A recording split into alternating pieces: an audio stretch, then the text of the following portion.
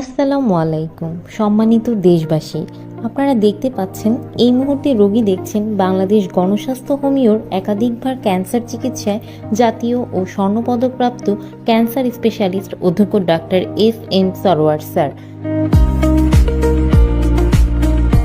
তিনি শনি, রবি ও সোমবার রোগী দেখেন 14 পুরানা পল্টন, ঢাকা 1000 এবং মঙ্গল, বুধ ও বৃহস্পতিবার হবিগঞ্জ সদর শ্মশানঘাট।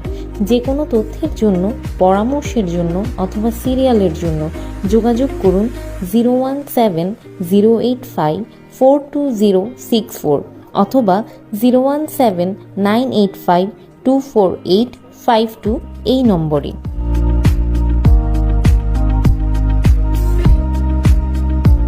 গত 30 বছর যাবৎ ক্যান্সার, কিডনি, থ্যালাসেমিয়া সহ সকল অপারেশনের রোগীগুলি অপারেশন ছাড়া জার্মানি মেডিসিনের দ্বারা স্থায়ীভাবে চিকিৎসা করে আসছেন ক্যান্সার স্পেশালিস্ট অধ্যক্ষ doctor SM. Sarwar sir. Bangladesh গণস্বাস্থ্য হোমিওর দ্বারা ইতিমধ্যে কয়েক হাজারেরও বেশি রোগী সুস্থ হয়েছেন। এখন পর্যন্ত যারা চিকিৎসা নিয়েছেন তারা সবাই আলহামদুলিল্লাহ সুস্থ আছেন।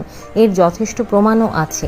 এরই মধ্যে উল্লেখযোগ্য কয়েকজন হলেন আমাদের সাবেক রেলমন্ত্রী জনাব মুজিবুল হক সাহেবের প্রধান গানম্যান জনাব মুস্তাফিজুর রহমানের ছোট ভাই, যার থাইরয়েড ক্যান্সার ছিল।